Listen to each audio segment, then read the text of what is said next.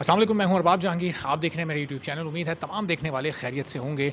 और इंडिया को बहुत मुबारकबाद। आज का मैच बड़ी शानदार कारकर्दगी से इंडिया ने जीता और एक डिबेट चल रही है जनाब आखिरी ओवर से मुताल्लिक के वो जो नवाज़ ने विराट कोहली को बॉल की वो वेस्ट साइड थी, वो नो बॉल थी। फिर उसके बाद जब फ्री हिट विराट कोहली को मिली तो जनाब वो विकेट पर लगकर 3 रन बन गए, वो तो बोल्ड हो गए थे, तो वो उसको डेड बॉल क्यों नहीं दिया गया। तो जनाब आईसीसी के रूल्स जो हैं बिल्कुल वो क्लियर हैं। सबसे पहले तो मैं तमाम पाकिस्तानियों को कहूँगा, मैं खुद एक पाकिस्तानी हूँ, मैं चाहता था पाकिस्तान जीते, लेकिन तमाम पाकिस्तानियों को कहूँगा आपको क्रिकेट खेल जब आप देखते हैं तो आपको क्रिकेट समझ भी आना चाहिए, आपको रूल्स का भी थोड़ा बहुत आइडिया होना चाहिए ताकि मैच देखने का मज़ा बेहतर आए।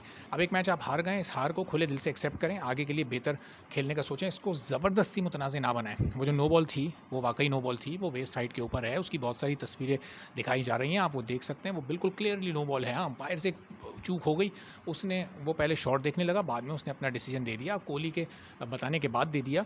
तो हम और आप अपनी अपनी फील्ड में बहुत सारी गलतियाँ करते हैं, हम इंसान ही हैं, अंपायर भी एक इंसान ही होता है। अगर उससे कोई मामूली सी भूल चूक हो गई है तो वो पार्ट ऑफ द गेम होता है। गेम वहाँ तक पहुँचा क्यों, ये असल सवाल है और उस पर हम ज़रा आते हैं बाद में।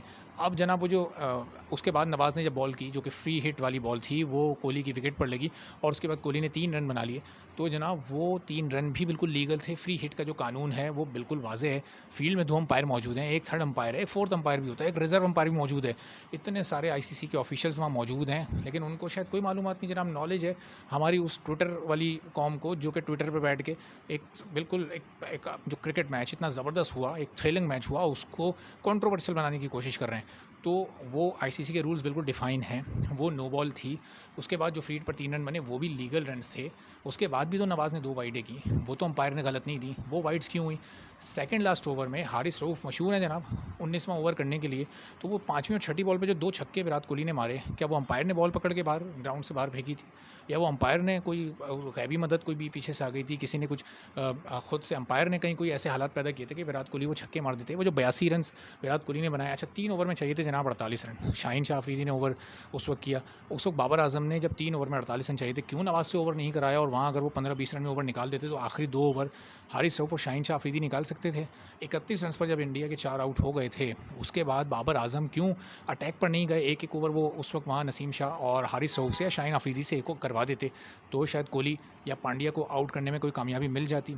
या फिर अगर उन्हें उस वक्त ये फिक्र थी कि ये लोग आखिर में ओवर रन रोकेंगे, तो फिर आपको पता था कि नवाज़ आपका एक वीक लिंक है बॉलिंग में, तो आप इफ्तिखार का आज दिन था, इतनी ज़बरदस्त इफ्तिखार ने बैटिंग की, वो बॉलिंग भी बहुत अच्छी करते हैं, बड़ी बाउंड्रीज़ पर वो अच्छी बॉलिंग कर सकते हैं। आप उनसे 1-2 ओवर का चांस ले लेते, 1 ओवर करवा देते, तो वहाँ वो ओवर कवर हो जाता, जो कि नवाज़ को आपको आखिर में करवाना पड़ा। नवाज़ ने अपने तीसरे ओवर में भी 3 छक्के खाए थे। उस वक्त तो किसी अंपायर ने कोई गलत नो बॉल नहीं दी थी या कोई वाइड नहीं दी थी या कोई ऐसे हालात नहीं पैदा किए थे कि जनाब वो जो 3 छक्के उस वक्त नवाज़ को पड़े। तो ज़बरदस्ती मैच को कंट्रोवर्शियल ना बनाएं, ज़बरदस्ती चीज़ों को मुतनाज़ ना बनाएं। एक मैच हार गए, पाकिस्तान बहुत अच्छा नहीं खेला, पाकिस्तानी ओपनर्स फेल हुए, मिडल ऑर्डर में पाकिस्तान के इफ्तिखार ने और शान मसूद ने बेहतर खेल पेश किया, लेकिन फिर ये आसिफ अली को आपने क्यों रखा हुआ है? 8वें नंबर पर एक स्पेशलिस्ट बैट्समैन को आपको खिलाना है, तो भाई आप उसको ना खिलाते, आप उसकी जगह हसनैन को खिला लेते, 1-2 तेज़ ओवर आपको अच्छे मिल जाते, तो ये मैच बहुत पहले ही ख़त्म हो जाता। ये कोहली और हार्दिक पांड्या को जो बाबर आजम ने जमने का मौका दिया, मैच जीतने का मौका दिया, वो मौका देना ही नहीं चाहिए था ना। आप गलत कप्तानी का मलबा मैच को कंट्रोवर्शियल बनाकर अंपायर की तरफ डाल रहे हैं। आपकी जो 11 में बहुत सारे प्लेयर्स ऐसे हैं जिनकी टीम में होने के पर क्वेश्चन मार्क है। हैदर अली, बहुत आप लोग एशिया कप में और उससे पहले जनाब कह रहे थे कि हैदर अली को खिलाएं, हैदर अली को खिलाएं, वो होता तो ये हो जाता, वो हो जाता। किस मौके पर हैदर अली आए और कैसा एक गलत शॉट खेलकर आउट हुए? ना तजुर्बेकारी। यहाँ पर आपको चाहिए था शुएब मलिक, इन विकेटों पर आपको चाहिए था पिच पर खड़े होने वाला बंदा जो कि आए और 20 ओवर सुकून से खेले। और इतनी बड़ी आप देख रहे थे कि कितने डबल्स और ट्रिपल्स 3-3 रन बन रहे थे, तो आप सोचें शुएब मलिक कितना फिट खिलाड़ी है, वो इन विकेटों पर सिर्फ आपको भाग भाग कर ही कितने रन बनाकर दे देता। बहरहाल चलें, वो स्क्वाड में नहीं है, लेकिन स्क्वाड में आपके पास क्या रिप्लेसमेंट है? आपके पास फ़खर जमान एक अनफिट खिलाड़ी टीम में पड़ा है, उसके बाद खुशदिल शाह को आप खिलाएंगे आसिफ अली की जगह किसी और की जगह, फिर वसीम जूनियर जो एक आध मैच में एवरेज सी बॉलिंग करते हैं, उसके बाद वो किस पर्ची पर वो टीम में, ये समझ से बाहर है। उसके बाद हसनैन को आप नहीं खिला रहे। हसनैन, आप बोल्ड डिसीजन लें, बड़ा डिसीजन लें। आप ऑस्ट्रेलिया की कंडीशंस नहीं सूट करती कि आप इतने स्पिनर्स के साथ जाएं। आप नवाज़ को बाहर बिठाएं, हसनैन को खिलाएं और आएँ, आप अपनी फुल स्ट्रेंथ के साथ आएँ, आप एग्रेसिव माइंडसेट के साथ आएँ। लेकिन बाबर आजम जो कि बिल्कुल एग्रेसिव माइंडसेट नहीं, एक बहुत ही डिफेंसिव कप्तान है।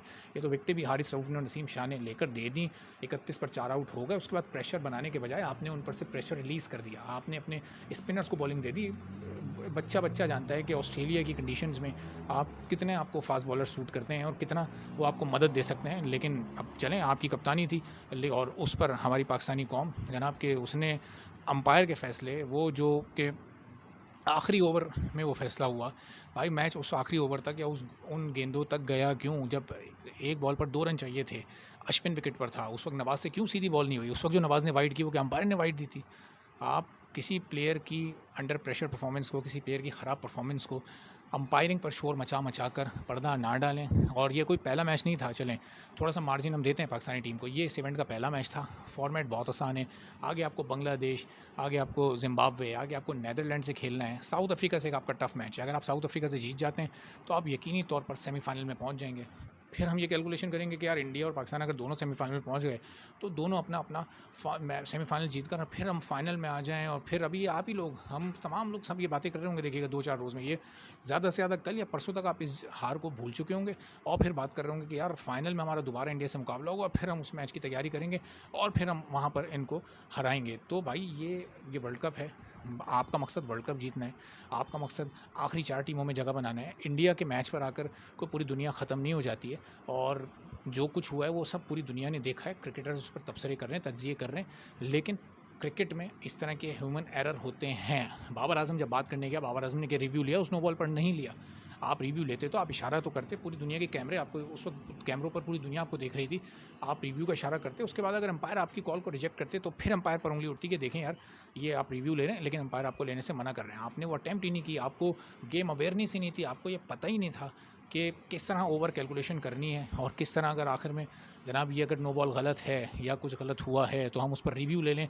रिव्यू भी एक चीज़ होता है। चलें हम अंपायर नहीं दे रहे, हम कैमरे पर ही इशारा कर दें कि यार देखें हमारे साथ ये ज़्यादती हो रही है, हम तो दिखा रहे हैं आपको पूरी दुनिया को। तो अब गेम ये हो गया जनाब पास्ट, ये तारीख हो गई। अब इस हार को भूल जाएँ, जो कुछ हुआ वो हो चुका है 23 अक्टूबर को। अब जनाब आगे बढ़ें, अगले मैच की तैयारी करें।